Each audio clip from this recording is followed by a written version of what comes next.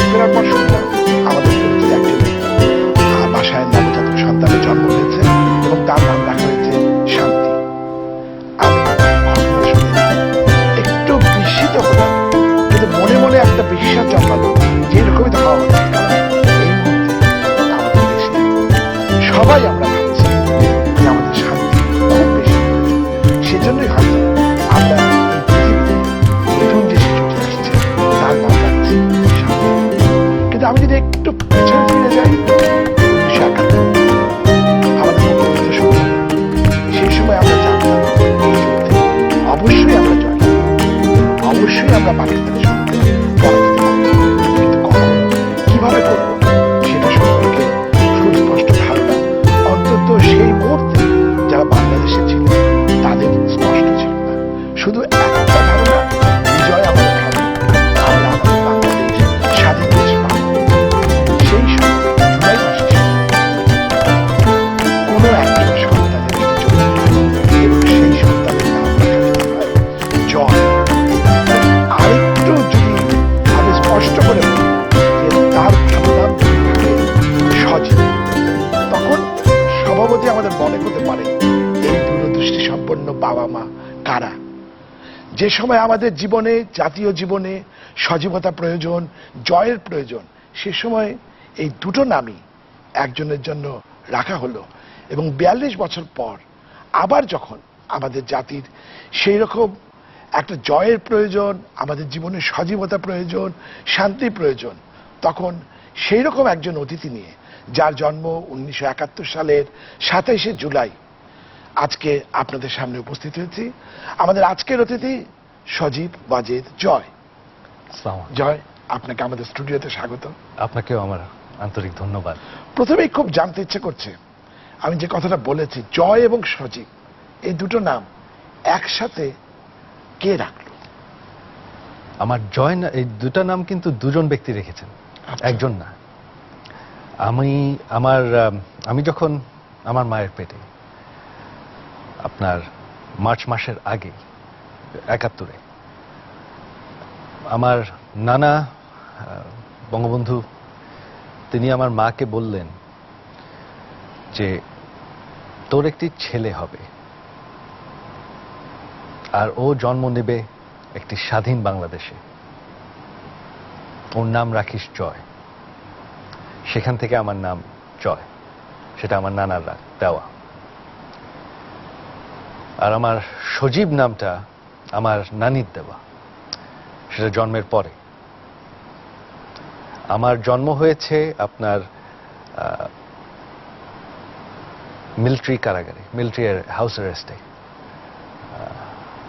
As a prisoner of war. হ্যাঁ, সেই সময়টা আপনার মাই প্রায় গল্প করেন আমাদের মাননীয় প্রধানমন্ত্রী যে সেই সময় তাকে কি দিন পার করতে হয়েছে। এবং সেই সময় জন্ম নেওয়ার পর যে বাংলাদেশ, স্বাধীন বাংলাদেশে হয়তো মানে যেটাকে আমরা 16 ডিসেম্বরের পর যে বাংলাদেশের কথা বলি, 26শে মার্চ আমাদের যে বাংলাদেশের ঘোষণা হয়েছে, তারপরে যে বাংলাদেশের কথা আমরা বলি, আপনার জন্ম অবশ্যই বাংলাদেশে হয়েছে, আপনার নানা যেরকম স্বপ্ন দেখেছেন, কিন্তু তারপর যে বাংলাদেশের কথা আমরা বলি বা আপনি দীর্ঘদিন বাইরে ছিলেন, দেশে ফিরে এখন যে বাংলাদেশ দেখছেন, সেটার সাথে সেই বাংলাদেশের কোনো পার্থক্য কি আপনি খুঁজে পান? হ্যাঁ, সেটার সাথে তো মারাত্মক পার্থক্য আছে, আবার কিছু মিলও আছে। আমার নানার স্বাধীনতার যে আমাদের স্বপ্ন ছিল একটি সোনার বাংলার, একটি দারিদ্র্যমুক্ত বাংলার, 75-এর সেই হত্যাকাণ্ডে, সেই কুয়ে সেই স্বপ্ন বন্ধ করে দেওয়া হয়, স্থগিত হয়ে যায়। তো এখন গত 5 বছরে আওয়ামী লীগ সরকার ফের ক্ষমতায় এসে মনে হচ্ছে সেই স্বপ্ন আমরা আবার জাগাতে পেরেছি, আবারও সেই সোনার বাংলার দিকে যাচ্ছি, দরিদ্রমুক্ত বাংলার দিকে যাচ্ছি।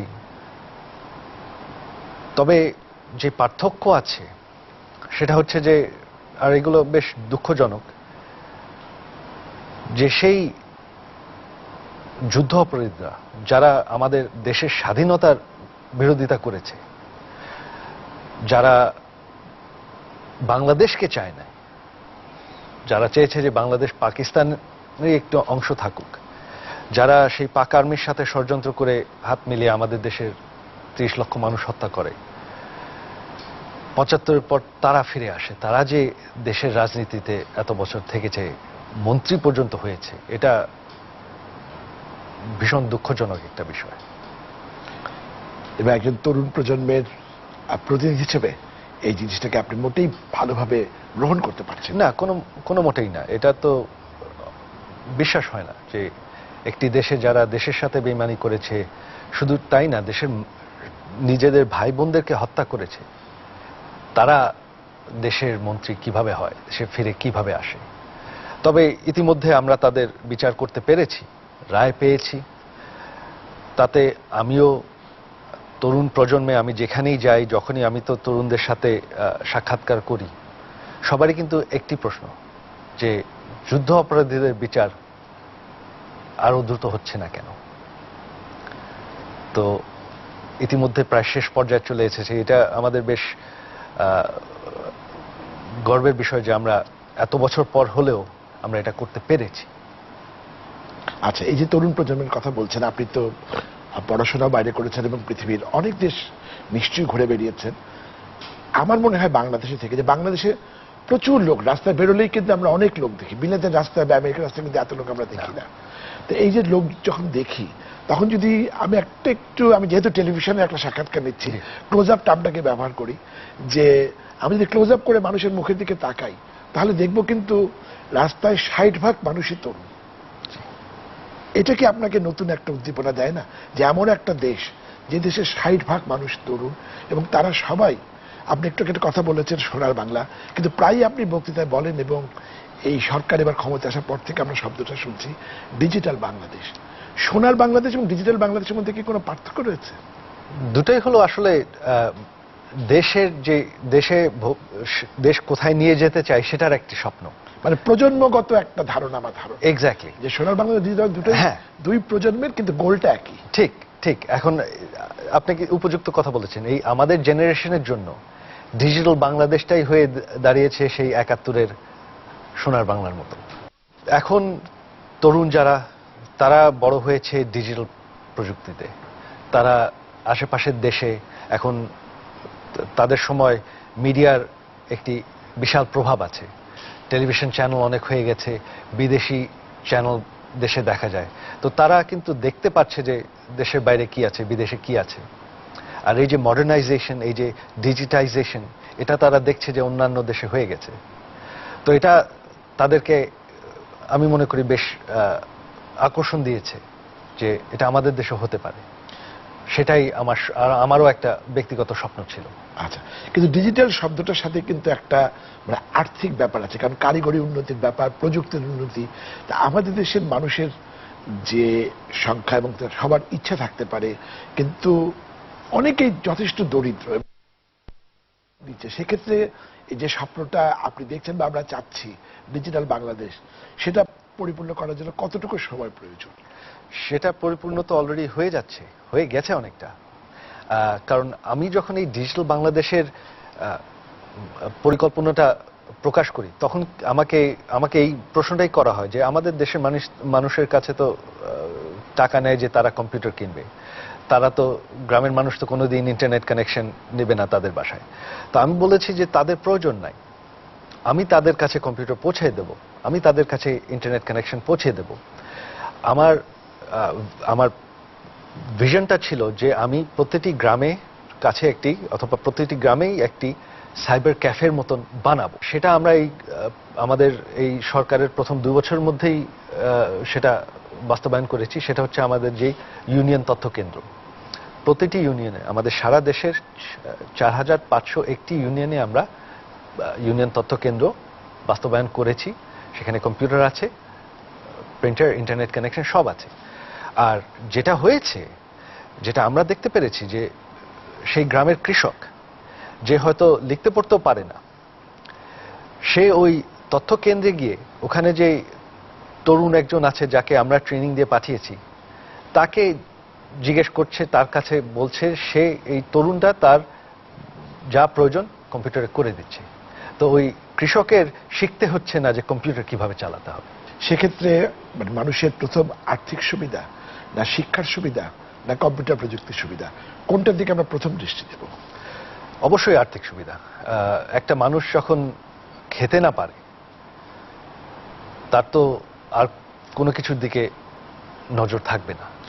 তার যদি তার পারিবারিক যদি অভাব থাকে, সে যদি একটা ঘর না পায়, তাহলে তো তার অন্য কিছুর দিকে আপনি তাকে শিক্ষা দিয়ে বুঝাতে পারবেন না। ওটা আপনার, তার অর্থনীতি আপনাকে ইনশোর করতেই হবে।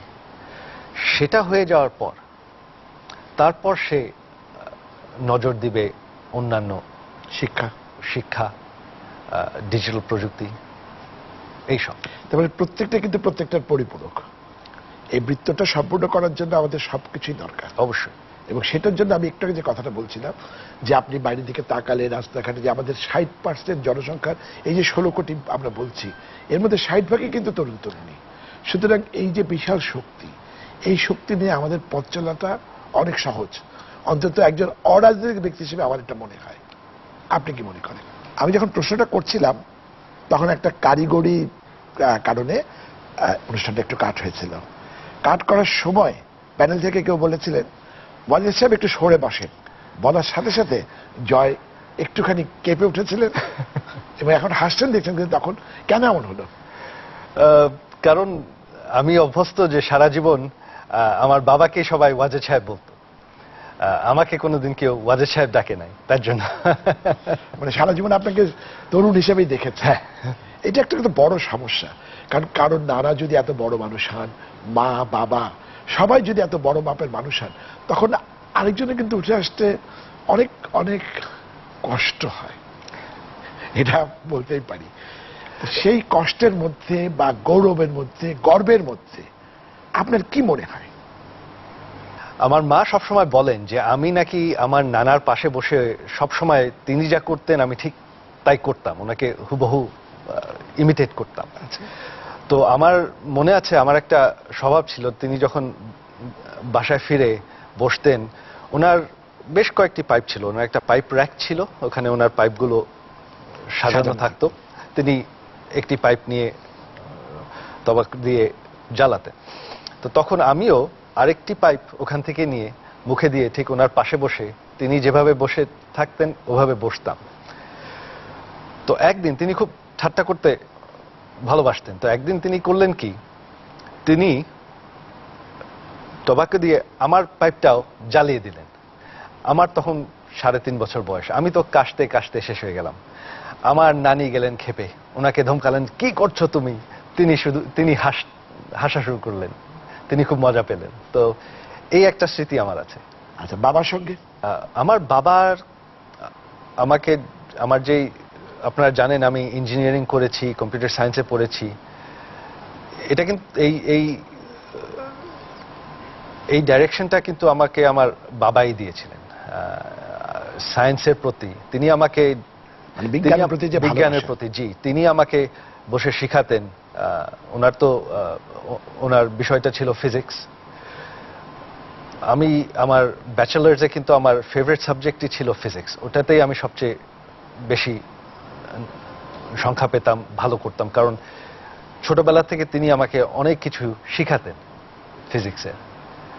প্রথমে বুঝতাম না, আস্তে আস্তে বুঝেছি। তবে ওই দিকে একটা আমার আকর্ষণ গড়ে উঠেছিল ওনার কাছ থেকে। মার প্রভাব কতটুকু আপনার? আমি বলবো যে মার প্রভাব সবচেয়ে বেশি, কারণ ওনার সাথে এই সময় সবচেয়ে বেশি কাটিয়েছি। যখন আমরা ছোট ছিলাম বাবা চাকরি করতেন, তিনি সকালে অফিস যেতেন, সন্ধ্যায় ফিরতেন। সারাদিন মার সাথেই কাটানো হতো, স্কুল থেকে ফিরে মার সাথেই। মাকে আমরা জ্বালাতাম, আমি আর আমার বোন মারামারি করতাম, ঝগড়া করতাম, খেলতাম। মা ধমক দিতেন। মার কাছে আদর পেয়েছি, শাসন পেয়েছি, থাপ্পড় খেয়েছি। বড় হয়ে ওনার সাথে যখন আমার 12-13 বছর বয়স, তিনি যখন প্রথম রাজনীতিতে ফিরে আসেন, তখন ওনার সাথে আমরা ট্যুরও করেছি। দেশে তো তখন বেশিরভাগ এলাকায় রাস্তাও ছিল না, কাঁচা রাস্তা অথবা ইটের রাস্তা। ওই করে ধুলা খেতে খেতে আমরা ট্যুর করেছি ওনার সাথে। মানসিকভাবে যা শিখেছি, রাজনীতিতে যা শিখেছি, সব মার কাছ থেকে শেখা। মারও আপনার প্রতি অনেক টান, কারণ আপনার সেই জন্মদিনে আমরা দেখেছি যে এর আগে যে জন্মদিনটা হলো মা আপনার জন্য রান্না করছেন, আপনি সেটা ফেসবুকে ছবি দিয়েছেন। আপনার মা মানে আমাদের মাননীয় প্রধানমন্ত্রী, সুতরাং প্রধানমন্ত্রীর রান্না আপনি খাচ্ছেন হাতে তৈরি সেটা। কিন্তু রাজনীতিতে আসা কি আপনার মার জন্য? ঠিক না, আবার কিছু ক্ষেত্রে হ্যাঁ, কারণ রাজনীতিতে আসার আসলে আমার কোনোদিন ইচ্ছে ছিল না। মানে আমি তার আগে একটা পরিপূরক প্রশ্ন করি, বলেন। আপনি কি রাজনীতিতে এসে গেছেন? এটা খুবই ভালো প্রশ্ন, এটার জবাব আমিও জানি না। সময় বলছে আসলে, মানুষের জীবন্ত নদীর স্রোতের মতো, কোথায় যায় আমরা নিজেরাই জানি না। কারণ আমি যতদূর জানি বিয়ের সময় আপনার স্ত্রীকে আপনি বলেছিলেন যে আপনি রাজনীতিতে আসবেন না, কথাটা কি সত্যি? হ্যাঁ, বিয়ের আগে ও আমাকে জিজ্ঞেস করেছিল। ওর সাথে আমার যখন পরিচয় হয় ও জানতো না আমার পারিবারিক পরিচয়। আমি বিদেশে থাকি, এটা নিয়ে আলোচনা কেন করব, আমি খুব একটা বলতাম না। তো অনেকদিন পরে ও জানতে পারে। তো বিয়ের আগে ও আমাকে জিজ্ঞেস করছে যে তোমার কি দেশে ফিরে গিয়ে রাজনীতি করার কোনো ইচ্ছা আছে? আমি বলছি যে না, আমার কোনো ইচ্ছা নাই, এটা নিয়ে তোমার চিন্তা করা লাগবে না। তবে যখন আস্তে আস্তে 5-10 বছর, আমরা এখন প্রায় আমাদের কেবল 11 বছর হলো বিবাহিত, যখন এখনো আমাকে মাঝে মধ্যে খোঁচা দেয়, তুমি তো বলেছিলা, তো দেখো এখন কি করছো, ঠাট্টা করে। আচ্ছা, পর্যাপ্ত সাহেব, আপনি মন থেকে আন্তরিকভাবে বিশ্বাসের সঙ্গে রাজনীতি করতে চাচ্ছেন?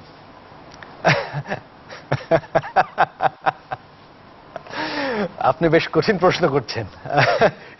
কিন্তু মানে এই মুহূর্তে আমার মনে হয় যে টেলিভিশন দর্শক যারা রয়েছে, এবং আপনি প্রথমবারের মতো এমন একটা চ্যানেলে সাক্ষাৎকার দিচ্ছেন যে বাংলা চ্যানেলটি 6টি মহাদেশে দেখা যায়, এবং 6টি মহাদেশের সমস্ত আমি বলবো বাঙালি দর্শক, এবং যাদেরকে বলি হৃদয়ে বাংলাদেশ, তারা সব উদ্গ্রীব হয়ে অপেক্ষা করছে যে আপনি এর উত্তর কি দেবেন। তবে আমার নিজস্ব একটা, এখন বলবো, এক ধরনের জেদ উঠেছে যে আমার দেশটাকে এখন আমি, আগে যে আমরা দেখেছি সন্ত্রাস, আগে যে দেখেছি নির্যাতন, দুর্নীতি, আর দেশটা যে পিছিয়ে যাচ্ছিল, আমার এখন জেদ উঠেছে যে সেই দিন আর আমি আসতে দেব না। আমি দেশটাকে এগিয়ে নিয়ে যেতে চাই। আমি চাই যে আমাদের দেশটা এমন একটা পর্যায়ে যে পৌঁছায়, সেই মডার্ন আধুনিক একটা দেশ, যাতে সেখান থেকে আর ফিরে না যেতে পারে সেই কালো দিনে।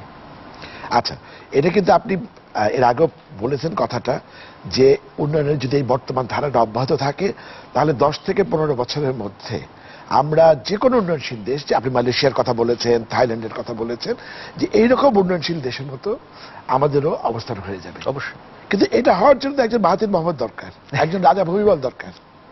সেটার জন্য আমি তো মনে করি সেরকম ব্যক্তি আমাদের আছেই এখনই, আমাদের বর্তমান প্রধানমন্ত্রী। এটা যে একজন পুরুষ হতে হবে সেটা সঠিক না, কারণ আপনি ভারতের দেখেন, এই যে গত 5 বছরে আমাদের উন্নয়নের ধারাবাহিকতা যদি দেখেন, 5 বছরে যে পরিমাণ বাংলাদেশ এগিয়ে গেছে, এই যে আমরা যদি বলি যে থাইল্যান্ডের কে ধরতে হলে আমাদের দেশের আয় এক পর্যায়ে যেতে হবে। এই 5 বছরে আমাদের দেশের মানুষের আয় যেটা প্রায় দ্বিগুণ হয়েছে, দ্বিগুণের বেশি হয়েছে 5 বছরে। এটা কিন্তু আমাদের ইতিহাসে 75-এর পর কোনদিন হয়নি। এই ধারাবাহিকতা আগামী 5 বছরে যদি আবার দ্বিগুণ হয়, আরো বেশি হয়, তাহলে কিন্তু 10 বছরের মধ্যে থাইল্যান্ডকে আমরা ক্রস করব। খুবই সহজ, আমরা সেই পথে আছি। 75-এর পর আমাদের দেশ সেভাবে আগাতে পারে নাই, কারণ যে এই যে বারবার সরকার পরিবর্তন হয়েছে। যখনই একটু দেশ এগিয়ে যাচ্ছিল, তখনই সেই গতি থেমে দেওয়া হয়েছিল 75-এর আগে। আবার যখন আমার বিশ্বাস 96 সালে দেশ একটু রিকভার করা শুরু করে, আবার 2001-এর ইলেকশনের পর সব ফিরে গেল।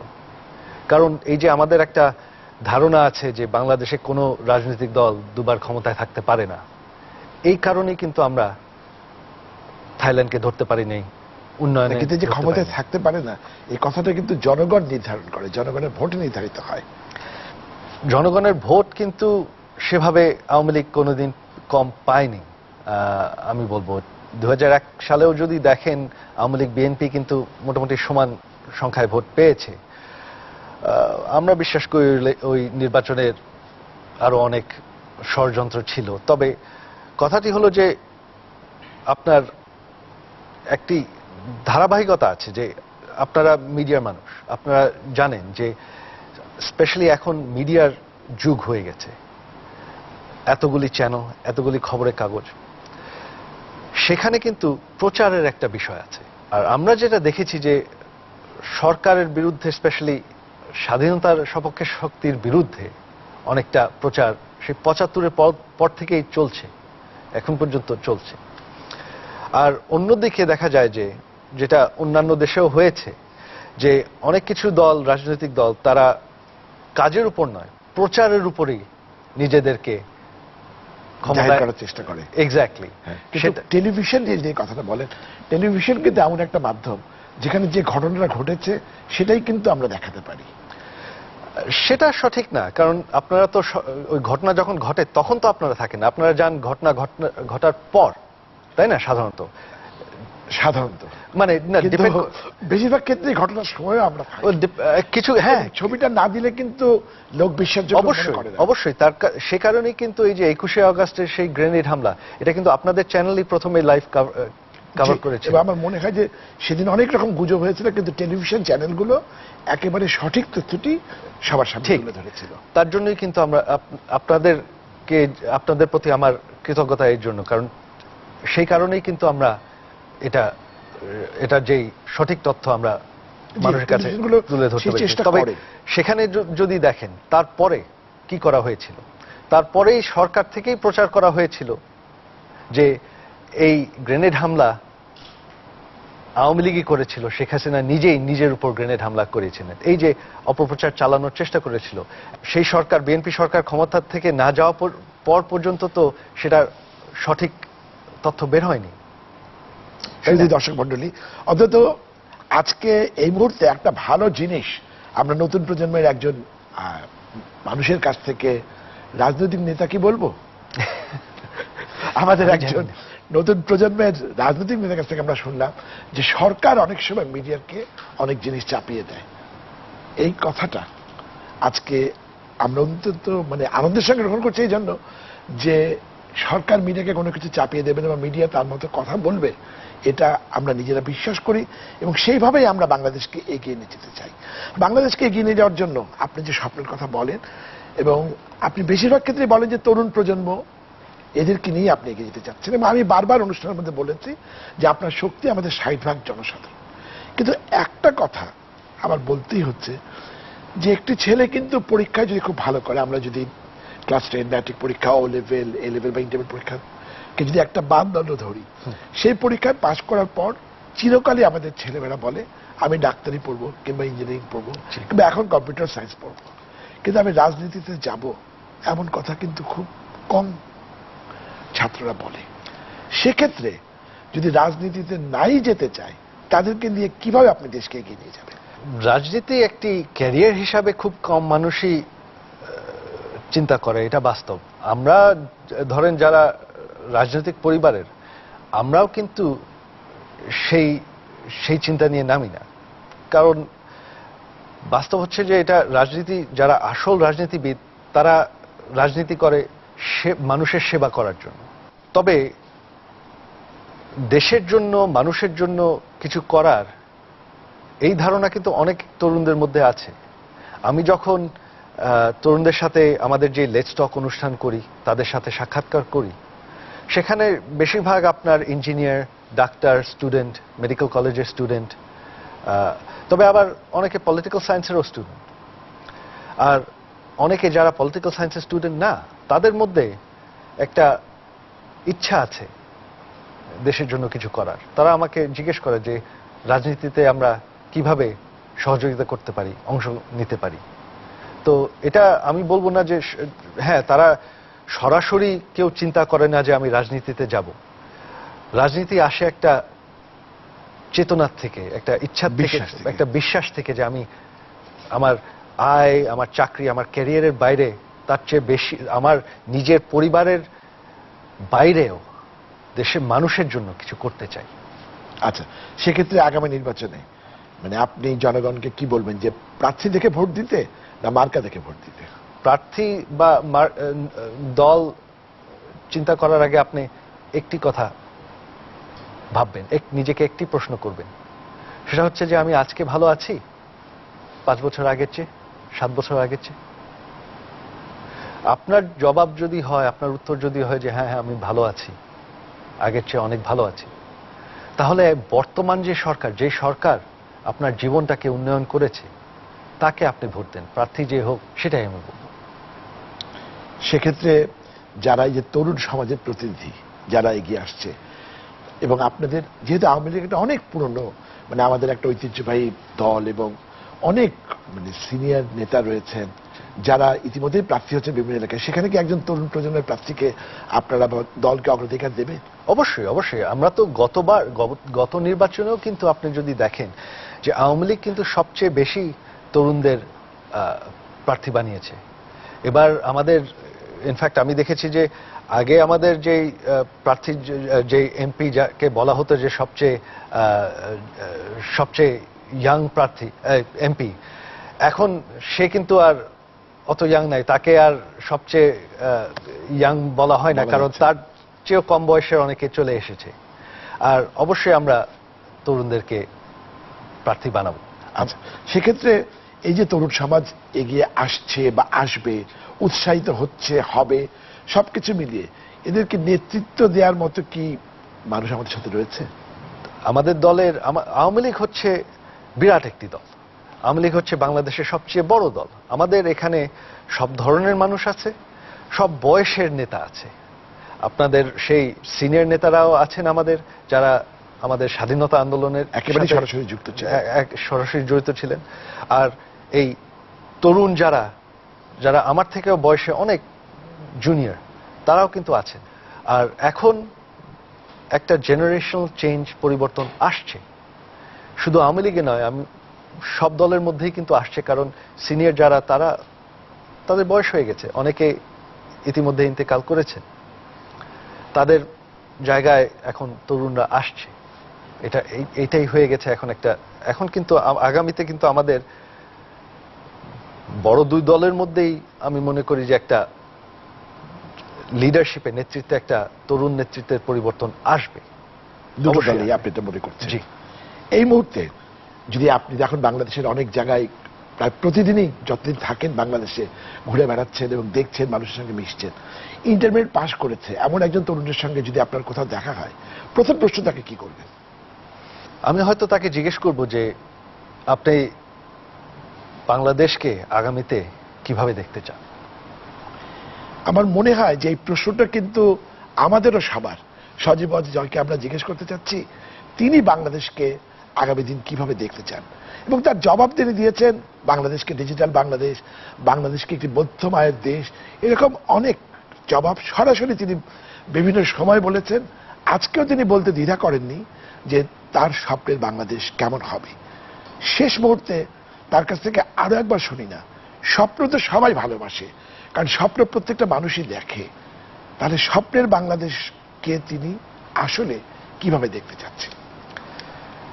আমার বিশ্বাস যে তরুণরা চায় যে এমন একটি দেশ যেখানে তারা যা চায় তারা করতে পারে, যে পর্যায়ে যেতে পায়, চায় তাদের যা স্বপ্ন তারা বাস্তবায়ন করতে পারে, তারা সে যে কেউই হোক না কেন। ইনফ্যাক্ট আপনারা যখন আপনার নিজের ব্যক্তিগত জীবনের গল্প বললেন আমাকে, যে আপনারা ওই এক রেস্টুরেন্ট, হোটেল থেকে শুরু করে আরম্ভ করে আমাদের চ্যানেলে খুব ছোট্ট পরিসরে শুরু হয়েছিল। জি। এবং আমাদের আরেকটা গর্ব রয়েছে, সেটাও আমরা বলতে পারি যে চ্যানেল আয়ের যা কিছু হয়েছে প্রথম ছোট্ট জায়গা থেকে আজকে পর্যন্ত সবকিছু আমরা বাঙালিরা করেছি। এখানে যা আমাদের জ্ঞানে কুড়িয়েছে আমরা সেটা দিয়েই আমরা আজকে চ্যানেল আইকে এই অবস্থা নিয়ে এসেছি। আপনি নিজের পরিশ্রমে, নিজের মেধায় এখানে এসেছেন। আর আজকের তরুণরা ঠিক সেটাই চায়, যে তাদের মেধায়, তাদের পরিশ্রমে সে যেই হোক না কেন, সে যত উপরে উঠতে চায় সে উঠতে পারবে, এটাই তাদের স্বপ্ন। এটা কিন্তু আপনার ইচ্ছা এবং আমাদের সবার ইচ্ছা, কিন্তু ওই প্রশ্নটা আবার থেকে যাচ্ছে, নেতৃত্ব। আমাদের একজন যোগ্য পিতা, মাতা, যাই বলেন, একজন নেতা প্রয়োজন। এবং নেতৃত্বের অভাবে এই কথাটা কিন্তু অনেক তরুণরাই বলে। এই হতাশাটা দূর হওয়া খুব বেশি প্রয়োজন। আমি বিশ্বাস করি সেই নেতৃত্ব আছে, আর আমি বিশ্বাস করি যে ভবিষ্যতেও সেই নেতৃত্ব আসবে। আমার একটা বিশ্বাস যে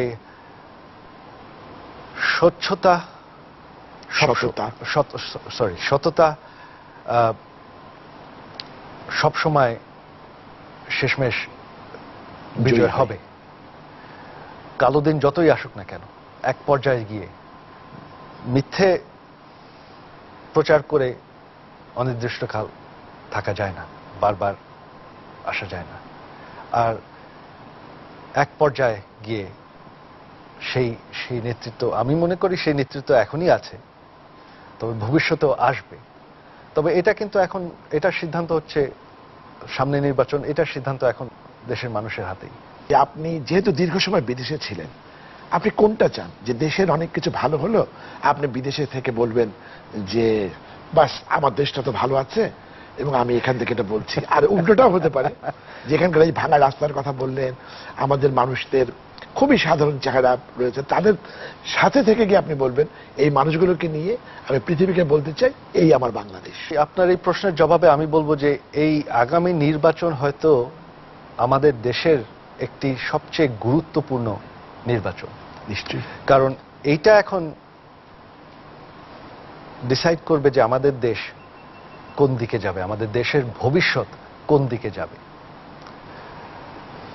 আমি ব্যক্তিগতভাবে যে সিদ্ধান্ত নিয়েছি যে এখন যদি আওয়ামী লীগ সরকার ক্ষমতায় ফের আসে, তার মানে দেশ উন্নয়নের দিকে যেতে থাকবে। তখন আমি আমার স্বপ্ন বাস্তবায়ন করার সুযোগ পাব। তখন আমি হয়তো চিন্তা করব দেশে ফিরে এসে দেশে কিছু করার।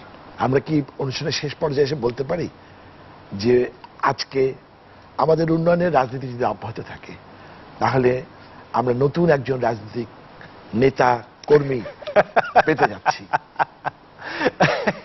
আপনি কিন্তু ভীষণ কঠিন প্রশ্ন করছেন। এই প্রশ্নটা তো প্রশ্ন না, এটা তো আমাদের যে আপনি কথাগুলো বললেন।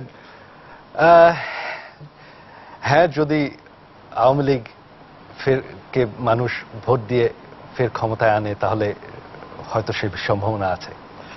আজকের এই অনুষ্ঠানে সজীব ওয়াজেদ জয়ের এই যে হাসি, এই হাসি কিন্তু বলে তিনি বাংলাদেশের মানুষকে ভালোবাসেন, তিনি বাংলাদেশের মানুষকে নিয়ে এগিয়ে যেতে চান, এবং এই মানুষের সঙ্গে তার যে দীর্ঘদিনের সখ্যতা, ভালোবাসা, এই ভালোবাসার প্রতিদান বা এই ভালোবাসার কোনো বিনিময় হয় না।